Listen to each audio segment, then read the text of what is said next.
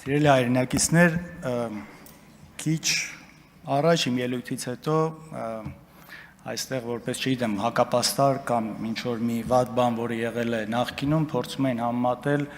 Հայաստանի եւ Ադրբեջանի ռազմական բյուջեների տարբերությունը։ Ես հիմա ուզում եմ ներկայացնել մի հետազոտության արդյունքներ, որն իրականացրել է Ստոկհոլմի խաղաղության հետազոտությունների միջազգային ինստիտուտը SIPRI, SIPRI, իրանց տվյալների բազայի վրա, ուրեմն այսպես, 1998-ից 2008 թվականներին Հայաստանի ռազմական ծախսերը եղել են 3 միլիարդ 332 միլիոն ոչով, Ադրբեջանինը 7 միլիարդ 352 միլիոն, տարբերությունը Ադրբեջանի հետ եղել է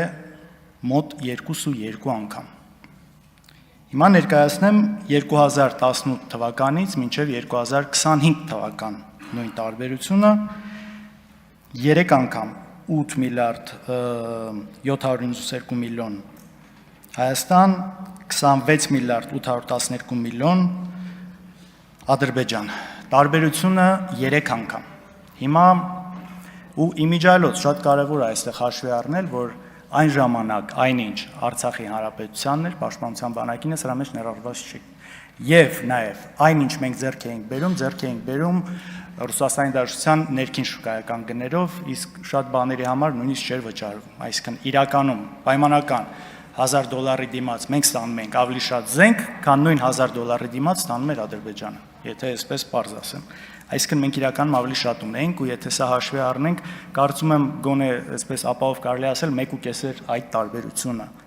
Հիմա եկենք հաշվենք, պարզ մաթեմատիկա անենք, հա։ 2-2-ը 3-ից մեծ է թե փոքր։ Ձեր դեպքում 3-ա տարբերությունը Ադրբեջանի հետ, մյուս դեպքում 2-2։ Նույնիսկ ասեմ, հաշվի չեմ առնում այն ինչը որ Արցախինն է եղել։ Այս որպես փաստ։ Հիմա անցնենք առաջ։ Խոսվեց մարտի 1-ից իմիջիայլոց անընդհատ այս ամեն ինչի մասին խոսելը, կարծում եմ իրականում մեր ժողովուրդը չի ուզում սա։ Իսկապես մեզ սրա համար չի այստեղ ուղարկել, բայց դուք եք մտցնում այս թեմայի մեջ անընդհատ, չգիտեմ ինչի համար, ու եթե բանը ասում, որի հետ ես համաձայն չեմ, մենք համաձայն չենք, ստիպված ոնց որ մենք էլ սկսում ենք հակապաստարկել, բայց այս խոսակցությունների մեջ ներքաշում եք դուք, որովհետև երբ օրինակ խոսում ենք այսօր հիմա տեղի ունեցող անարդարություններից, դուք չգիտեմ, հիշում եք մի բան 30 տարվա, 20 տարվա, երբ խոսում ենք, որ Բարգավաճ Հայաստանը պետք է այստեղ լիներ, մանդատներ են գողացել, խոսում եք ուրիշ բանից եւ սա տանում է խոսակցությունը շատ սխալ տեղ։ Իսկ ինչի եք դրանից խոսում, որովհետև այն ինչ հարցադրումներ անում ենք, պատասխան չկա։ Հարցնում ենք Տիգրանաշենը, վերջը հնարավոր է այն տարածքը, որը հիմա կոչվում է Տիգրանաշեն, հայտնվի Ադրբեջանի վերահսկողության տակ։ Չկա ուղիղ պատասխան, այս կողմ, այն կողմ, մարտի 1, հոկտեմբերի 27, ժողովուրդ քանի անգամ պետք է կրկնեք այս ամեն ինչը։ Ինչ գիտեք, մեկ-մեկ ինձ թվում է, ես պետք է այն կողմ նայեմ, Նիկոլ Փաշինյանը այնտեղ նստած լինի։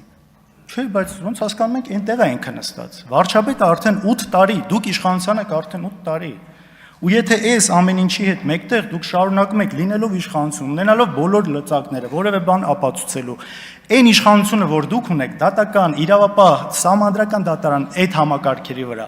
իսկապես ոչ մեկ չի ունեցել։ Ու նաև դրա հետ մեկտեղ այս ապօրինությունները, որն այն ժամանակ եթե իշխանությունները անեին չէին մարսի, դուք հիմա մարսում եք, որովհետև շատ հմտորեն կարողանում եք սուտ խոսել, հետո դա արդարացնել, ուրիշ սոուսի, մի խոսքով չմտնեմ սրա մեջ,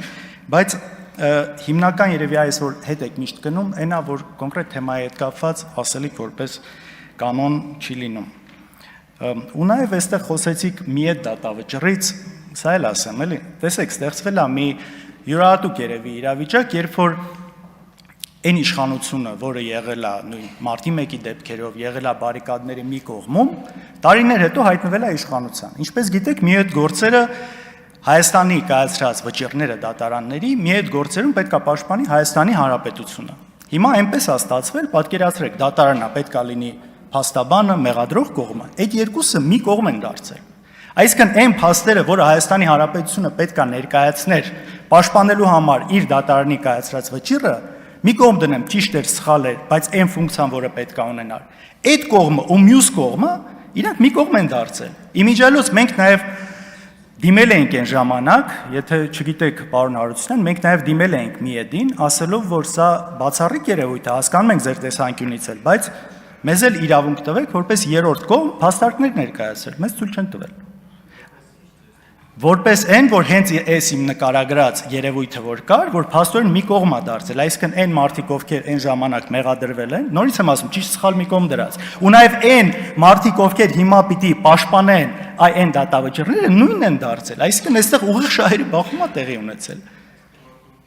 Լավ, հետո կարող ենք խոսալ, շարունակենք, այստեղ հիմա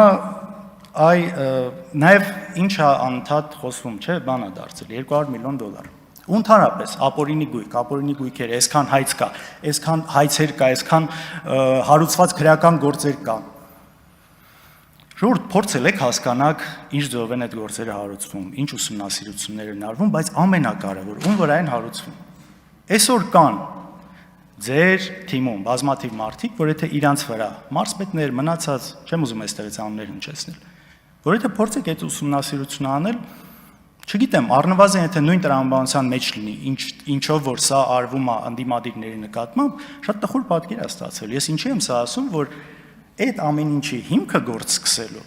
լինում է, թե մարդ ինչքանով է ընդդիմադիր կամ չէ։ Նախկինում падգամավոր է եղել, օլիգարխ, չգիտեմ ինչ, Նիկոլ Փաշինյանի թութուխոս չի ասում, իր հետ կապված խնդիր չկա, ոչ մեկ չի մտնելու իր գույք ստուգի մնացածը անի։ Քաղաքական գործիչ նախկինում եղել է ինչ որ մի բան, այսօր իրան խելոք է պահում կամ միտեղ տեղավորվել է այդտեղ, զրո բան իր հետ կապված, զրո։ Գիտեք, ակնհայտ, ու այս ամեն ինչը ինչ եմ ասում, որ սա կոչվում է selective justice։ Երբ որ գործերը հարուցվում են ընտրողաբար, քաղաքական ենթատեքստ ունենալով մարդու քաղաքական գործունեությունից կախված, սրանք բազմաթիվ են։ Այսինքն, երբ որ դուք գործ եք հարուցում, օրինակ,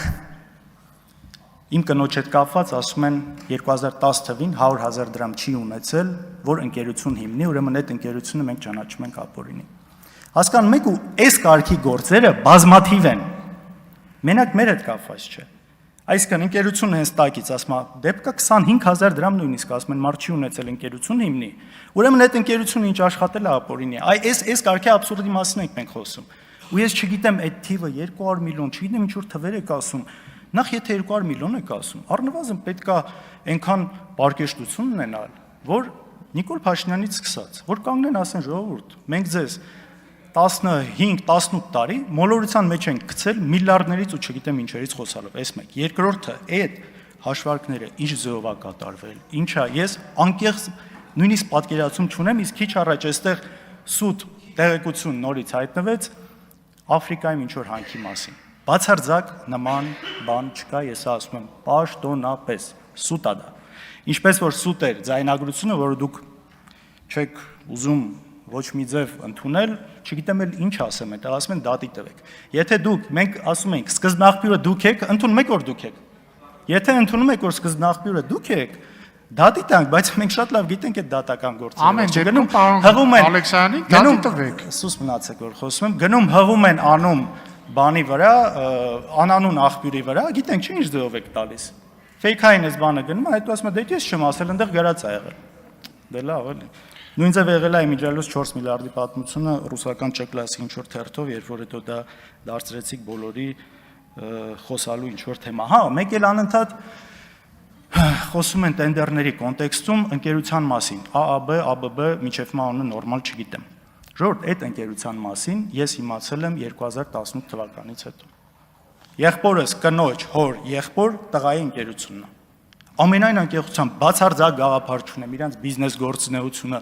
Ինչ ես ձեզնից եմ իմանում, իրանք չէ տենդեր շահել են, չեն շահել, Մեսրոպն էլ ասում է լավ են կատարել աշխատանքը, լավ չեն կատարել։ Ուրիշ այդ ընկերության մասին, ընկերության հետ կապ բացարձակ չկա, սա անընդհատ ես չգիտեմ, լավ են անում, վատ են անում, դուք նայեք, դուք եք իշխանությունը։ Ու գիտեք,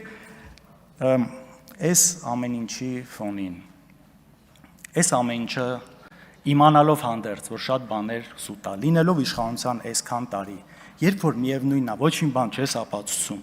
բայց մյուս կողմից չես հրաժարվում դրանից, դա կներեք արտահայտությանս համար պարզ բեզաչոտնիկություն է ստացվում, որ գալիս կրկնում եք, չկա 8 տարի։ Չեմ կարծում, որ ձեզ 100 հազարավոր ընտրողները դա են սպասում եւ ակնկալում ձեզնից։